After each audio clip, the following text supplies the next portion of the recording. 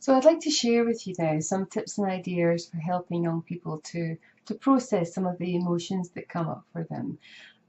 I certainly don't want you to think any emotions coming up as a negative thing. I think it's a very healthy, healing aspect of meditation, and one that we should take great care to nurture and to help these young people process what they've been feeling, especially if it's been a long time, this particular emotion building up inside them. So, and especially as a meditation teacher, I don't want you to feel that you've done something wrong or that you can't cope with this, because there's some really great things that you can use.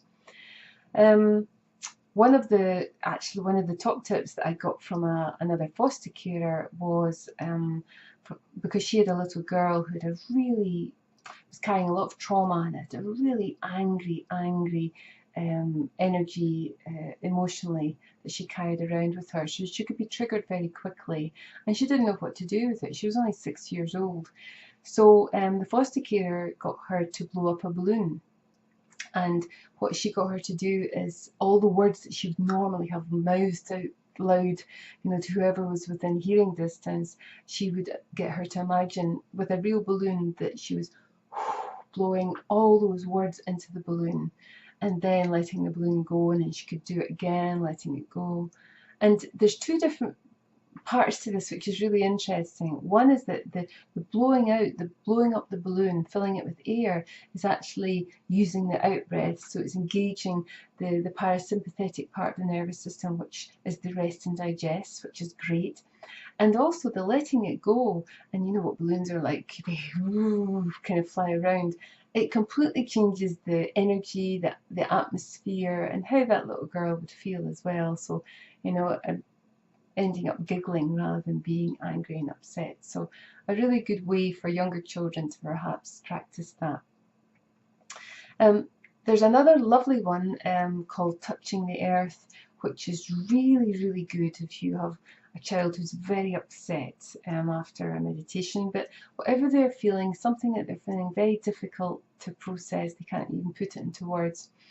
So touching the earth is what it says, touching the earth, but with the whole of your body. So if I'm teaching someone to do this, I get them to lie on their tummy on the ground, and I get them to stretch their hands out so that they're really all lying down on the ground, and at the front of their body, their legs, their feet, everything is touching the earth. So that's the first thing. And then I gently guide them to just pay attention to where they feel all that really difficult stuff inside their body, those feelings that they can't put into words. Or maybe they're crying. So if they're upset, you can see whatever you feel and you're upset, it's okay. It's absolutely fine. And I want you to just notice where you feel it in your body. And so you're helping them to notice that where they're carrying this energy of the emotion in their body. And then the next part is to invite the earth to take it out of their body. Now, depending on the age group that you're working with, sometimes, although I've used this with adults too, sometimes it's nice to imagine that there's fairies in the ground with little vacuum cleaners, hoovers, kind of sucking out all that of the emotion and taking it down into the earth. And you can combine that with the out breath again. So every time you breathe out, just imagine those fairies are sucking that up into their vacuum cleaners and taking it into the earth. Or if you don't want to use that analogy, just the idea of breathing out into the earth and just imagine it draining down into the earth, breath after breath after breath. And it can take anything from maybe a minute to 5 minutes, maybe even 10 minutes. But you will notice a difference in the energy and the emotion of the young person.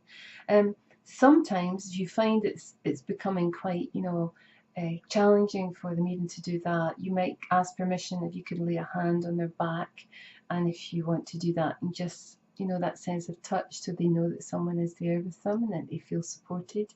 But usually I wouldn't do that if I don't feel the need to do that. I just let them and guide them with my voice really softly and really gently. Whatever words kind of come in, it feels right to tell them. And then another really nice technique to use is called the angry socks. And the angry socks is it's a great one to use, because often we have emotions that we just can't even work out how to tell anybody about it. You know, it's just so congested. And I've practiced this too for myself. It's amazing.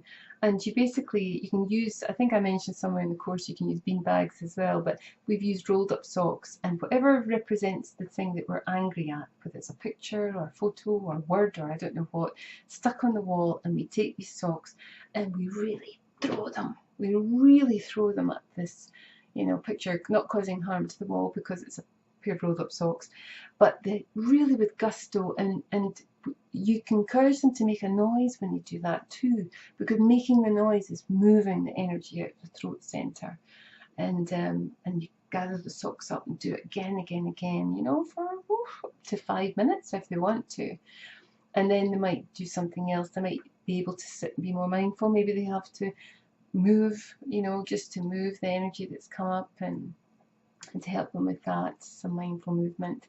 But that's a really good one for helping children to really be aware of the movement and the energy that's coming through them, and the sound that they make too. And then the final one, and you know, you can combine any of these ones I'm talking about here if it helps that young person. But the final one is the mandala, which we've not touched on yet, but you'll find this later in the course. And mandalas are a great tool for helping to process what we're feeling. It's almost like we can take, like touching the earth, we can take the energy of what we feel as we complete the mandala, and we can imagine it going into the mandala, just depositing it, just, you know, as we're starting to complete it, and at the end decide whether we want to keep the mandala or not. So, but more about that later in the course when you start to do mandalas, which is very, very interesting stuff. So a few tips and ideas for you to try if you find an emotion or a strong reaction comes up for that young person after you've done a different type of mindful activity.